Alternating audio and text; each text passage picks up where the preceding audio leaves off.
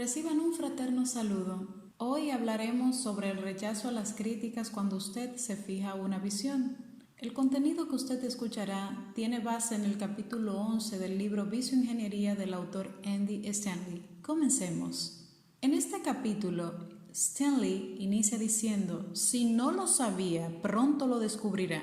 Es fácil criticar las visiones. Las visiones atraen las críticas. Las visiones son difíciles de defender contra las críticas. Con frecuencia, las visiones mueren a manos de sus críticos. Es probable que si usted ha compartido con alguien su visión, esté dolorosamente consciente de lo ciertas que son estas 4 afirmaciones.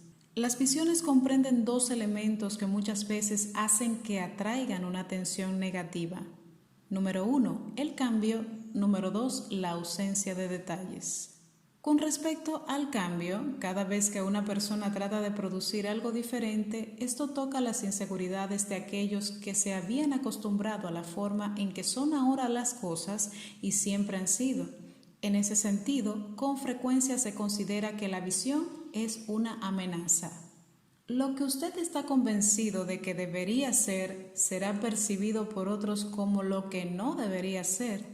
Los críticos parecen estar armados con los hechos. Con frecuencia tienen de su parte a la historia y a la experiencia.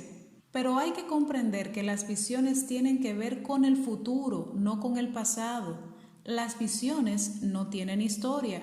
Sin embargo, son la historia y la experiencia las que hacen nacer las visiones. Las experiencias pasadas son las que hacen que las personas visionarias se sientan descontentas con la forma en que son las cosas. A partir de la comprensión de la historia, toma forma la imagen de lo que podría ser y lo que debería ser. Es lamentable que el fértil suelo de la historia y la experiencia sea el mismo suelo usado con frecuencia para enterrar una visión. Relacionado a la ausencia de detalles, es fácil criticar las visiones debido a eso mismo, a la ausencia de detalles. La naturaleza misma de la visión consiste en que hay mucha más información sólida en cuanto al qué del asunto que en cuanto al cómo. En el plan hay vacíos. Mientras solo quieran aclaraciones en cuanto a lo que usted quiera que suceda, todo irá bien. En cambio, cuando comiencen a poner en duda la forma en que va a realizar su plan, las cosas se van a poner un poco más complicadas. Esta ausencia de detalles en el plan hace que las visiones sean blanco fácil para las críticas. Mientras más nueva sea la visión, más susceptible será a los efectos dañinos y desalentadores. Es importante recordar que forma parte de la naturaleza de las visiones el que no se disponga de toda la información. Si no hubieran estos vacíos, alguna otra persona ya hubiera hecho lo que usted quiere hacer. Por esa razón, todo inventor, inventora, todo líder, toda lideresa, o explorador o exploradora que triunfa, se enfrentará a las críticas. Si usted está siguiendo una visión, cualquiera que sea su tamaño, a usted lo han criticado. Es posible que su visión esté levantando críticas debido a los puntos en los que falta información. Las visiones dispuestas por Dios siempre tienen más preguntas que respuestas. Por eso, la gente que lo rodea, que está poniendo en tela de juicio su visión tratando de matarla, no viene directamente a usted para criticarlo, solo se limitan a hacerle un montón de preguntas sobre cómo alcanzará su meta y entonces ahí es donde usted se traba. Tal vez esa visión le recuerde a alguien lo que él no es, pero al mismo tiempo le recuerda lo que podría y debería ser. Hay personas que lo único que saben hacer es criticar. Asimismo, ponga atención a esto, discierna sus consejeros. Por ejemplo, cuando alguien tiene una visión en cuanto a mejorar su nivel de estudios o de economía, es frecuente que esa visión se tropiece con las críticas de la gente más cercana a él. ¿Por qué? Porque los que no tienen visión, dice Stanley, en cuanto a sus propios logros académicos o a su libertad económica, se sienten amenazados por aquellos que han decidido levantarse y hacer algo por ellos mismos. Tal vez su visión esté haciendo que alguien cercano a usted se sienta como si estuviera perdiendo el control. Stanley dice que ha visto padres que han criticado a sus propios hijos e hijas a consecuencia de sus visiones. Su visión podría estar fomentando la inseguridad de aquellos que tienen autoridad sobre usted, por eso abren fuego en un intento por traerlo de vuelta al nivel de ellos. Hablando acerca de cómo muere una visión, si usted permite que las críticas lo alcancen, se apagará su luz y se dará por vencido. Lo que podría ser y lo que debería ser nunca llegará a ser. Morirá su visión. Cuando un sueño nuestro muere, también muere parte de nosotros mismos, pues la persona tiene una imagen mental del aspecto que quiere que tenga su futuro. Pero entonces llega alguien y lo convence de que deseche su sueño y siga adelante con su vida. Aquí algunos ejemplos. Ben quiere que su hija venga a los pies de Cristo y vuelva a un estilo de vida que esté de acuerdo con los principios bíblicos. Pero sus amigos le están diciendo constantemente que la deje en paz, que los jóvenes de hoy son diferentes y que eso funcionó para él, que ella se va a abrir paso por su propia cuenta en el mundo. Aquello tiene sentido para Ben y muere su visión. Otro ejemplo, Jim y Linda se hallan sepultados debajo de un montón de deudas debido a una serie de malas decisiones en los primeros tiempos de matrimonio. Como consecuencia de algo que leen, captan la visión de llevar una vida sin deudas, pero entonces cometen el error de compartir su visión con los padres de Linda, quienes comienzan a decir que eso no es realista, que todo el mundo tiene deudas, que además cuando logren salir de las deudas estarán tan viejos que no van a poder disfrutar de nada. Jim y Linda entonces se marchan desanimados y 1 o 2 días más tarde abandonan su plan. Tanto si llegan en forma de afirmación directa o empacadas en una sutil sonrisa, las críticas pueden tener efectos devastadores sobre su visión. Si usted las internaliza, terminará desalentado y echándolo todo a rodar. En la mayoría de los casos, las circunstancias apoyan el punto de vista de nuestros críticos. Entonces, ¿cómo debemos reaccionar? Si usted es creyente, tiene una oportunidad única cuando se trata de reaccionar ante las críticas. Mientras su visión esté enlazada con lo que Dios está haciendo, tendrá una increíble opción cuando se trate de responder a las críticas. Recuerde que las críticas que usted recibe son pensadas desde el ámbito terrenal y no tienen nada que ver con las cosas espirituales. No olvide que su visión es espiritual, porque forma parte de la visión general de Dios para el mundo. Cuando su visión se halla a punto de que la ahoguen las críticas de los demás, su Padre Celestial se preocupa. Es algo que le concierne a Él también. De esta forma, su reacción ante las críticas es un asunto espiritual y su Padre Celestial está más que dispuesto a entrar en el conflicto.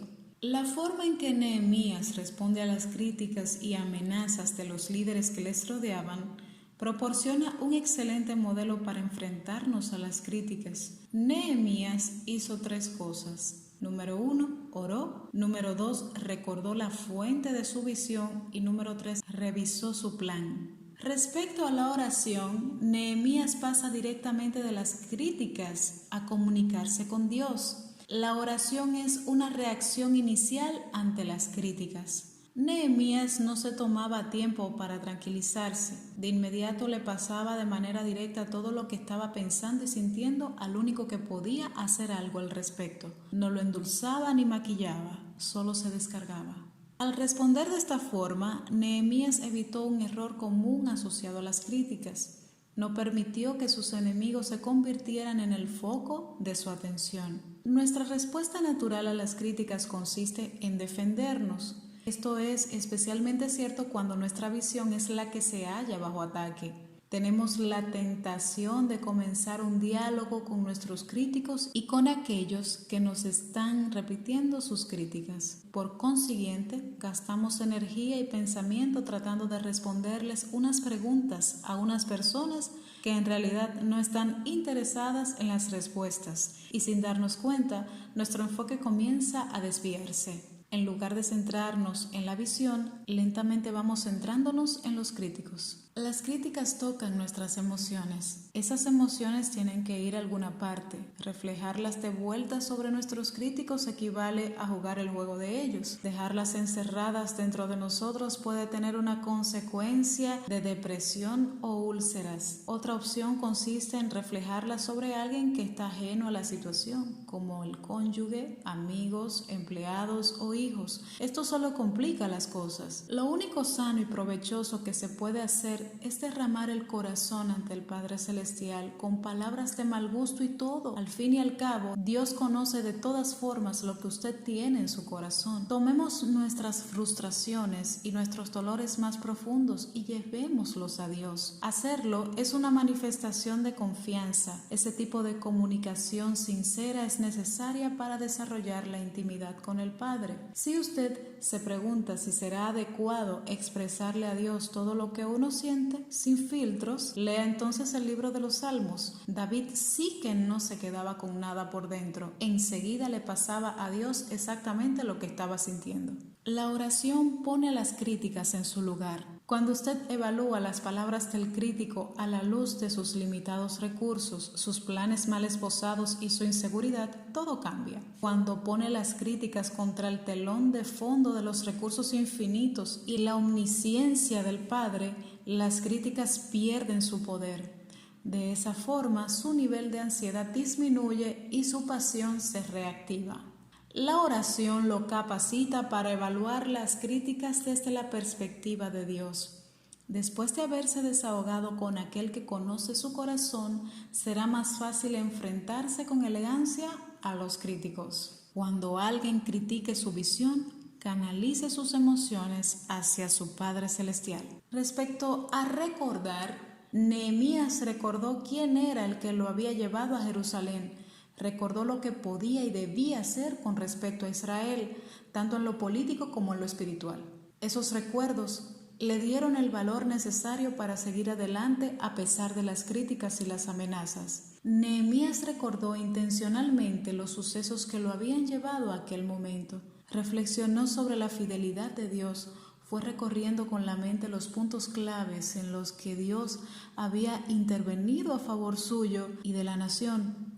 Al mirar atrás, encontró la energía necesaria. Entonces, aprovechó su capacidad de líder, llamando al pueblo de Jerusalén a recordar. Veamos lo que la Biblia dice al respecto. Después miré y me levanté y dije a los nobles, a los oficiales y al resto del pueblo: no temáis delante de ellos. Acordaos del Señor grande y temible, y pelead por vuestros hermanos, por vuestros hijos, por vuestras hijas y por vuestras mujeres y por vuestras casas. Nehemías enfrentó ese momento a base de centrar la atención de sus trabajadores en la fidelidad de Dios en tiempos pasados y en una visión para el futuro. Este ejemplo es una invitación directa a recordar la grandeza del Dios que nos ha llamado. Observe que Nehemías no se defendió ni trató de contrarrestar las críticas que se habían lanzado en su contra. Lo cierto era que algunas de las cosas que decía Sanballat eran ciertas. Sanballat era el gobernador de Samaria, el más poderoso de ese entonces. El libro de Nehemías, capítulo 4, versículo 1, indica que cuando Sanballat oyó que Nehemías edificaría el muro, se enojó y se enfureció en gran manera e hizo escarnio de los judíos. Sanballat no dejó piedra sin mover en la búsqueda de razones por las cuales los muros nunca serían terminados. Era cierto que los trabajadores no eran constructores cualificados, tampoco eran el grupo de gente más comprometido, por cierto. Sanballat no estaba totalmente errado en su evaluación del proyecto y de los obreros. No obstante, Nehemías no se había metido en aquel proyecto porque estuviera convencido de que la gente tendría firmeza. No se había metido en él porque estuviera convencido de que podría levantar de nuevo los muros hasta las dimensiones originales. Simplemente estaba participando en el proyecto porque era lo que Dios le había puesto en el corazón que hiciera. La mayoría de las visiones que tienen origen en Dios son imposibles. Es muy probable que algunas de las críticas que hagan a su visión sean válidas.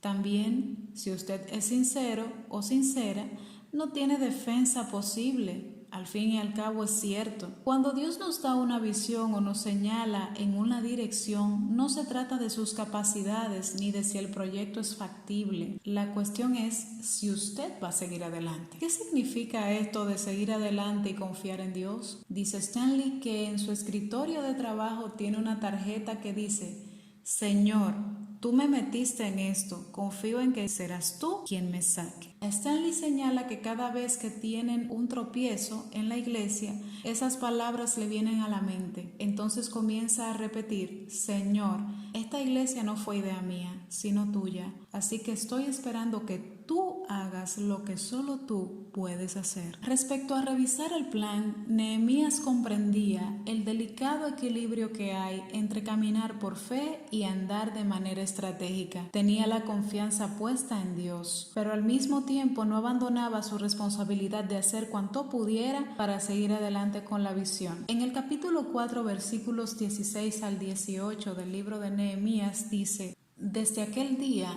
la mitad de mis siervos trabajaba en la obra, y la otra mitad tenía lanzas, escudos, arcos y corazas. Y detrás de ellos estaban los jefes de toda la casa de Judá, los que edificaban en el muro, los que acarreaban y los que cargaban. Con una mano trabajaban en la obra y con la otra tenían la espada, porque los que edificaban cada uno tenía su espada ceñida a sus lomos, y así edificaban. Y el que tocaba la trompeta estaba junto a mí. Poner una guardia no significa que Nehemías tuviera falta de fe.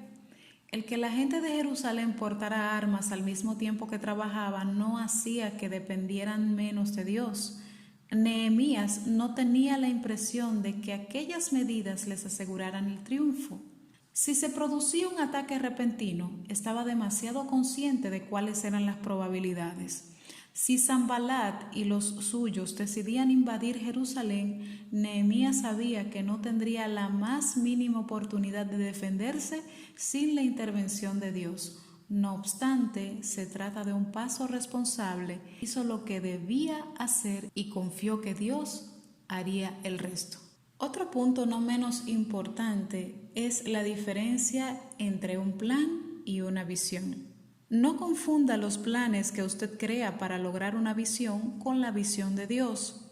Cuando perdemos de vista la distinción entre nuestros planes y la visión que estamos siguiendo, nos estamos preparando para una gran dosis de desaliento. Stanley dice haber visto gente que ha abandonado su visión porque han fallado en los planes. Fallar en los planes no debe ser interpretado como si se hubiera fallado en la visión. He aquí la distinción. La visión es lo que podría y debería ser. El plan es una suposición sobre la mejor manera para realizar la visión. Claro, su suposición puede ser una suposición llena de experiencia, pensada en oración, bien informada y preparada. Pero vamos a ser más sinceros. Usted es capaz de suponer algo y equivocarse, pero esto nunca es una buena razón para abandonar una visión. Solo es una señal de abandonar el plan. El escritor Napoleón Hill, en su libro Piense y hágase rico, dice que si un plan no funciona, cambie de plan, pero no abandone la meta. Se cambian los planes y se abandonan las estrategias, pero la visión debe continuar transformándose y mejorando. La visión se refina, no se cambia. Los planes se revisan y muy pocas veces permanecen sin cambios.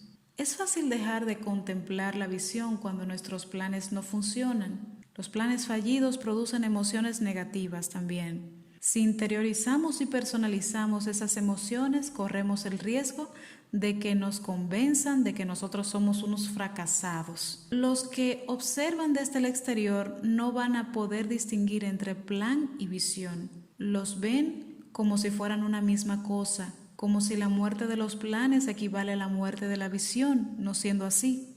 Tal vez a los que colaboran con personas visionarias se les haga difícil reconocer la diferencia entre los planes y la visión. Por esa razón, cuando fracasa un plan, es necesario volver a lanzar la visión. Al volverla a lanzar, permitimos que quienes nos rodean transfieran de nuevo su enfoque desde el plan fracasado hasta la visión original. Frente a todo esto, sea rígido respecto a la visión, pero sea flexible con respecto a su plan. Las estrategias y los plazos siempre pueden cambiar. Además, mientras usted revisa sus planes, es posible que Dios decida refinar su visión. Recuerde que siempre se pueden renovar los planes, pero la visión permanece. Recuerde que sus planes iniciales son solo eso mismo, suyos e iniciales. No tenga miedo de aprender de sus críticos. Todos nos resistimos a la idea de ceder ante nuestros críticos. Cuando revise su plan como respuesta a algo que digan sus críticos, le va a parecer que está permitiendo que sean ellos quienes determinen su agenda, pero las cosas no son así en absoluto. La vicepresidenta de la República Dominicana, Margarita Cedeño, indicó una vez mientras era entrevistada para una cadena televisiva que las críticas son consultorías y asesorías gratuitas, de modo que la manera en que debemos escuchar las críticas ahora es diferente. En vez de ofendernos con ellas, crezcamos a través de ellas. Transforme las críticas en consejos. Hay momentos en que toda persona visionaria debe tragarse su orgullo y revisar su plan. No permita que la fuente de la que procede una buena idea, que es usted, le impida dejar que lo ayude a alcanzar mejor su meta. Recuerde que las visiones vienen sin instrucciones. En conclusión, si no está preparado, su visión podría morir a manos de unos críticos bien intencionados o mal pensados. No sería la primera, pero no tiene por qué suceder así.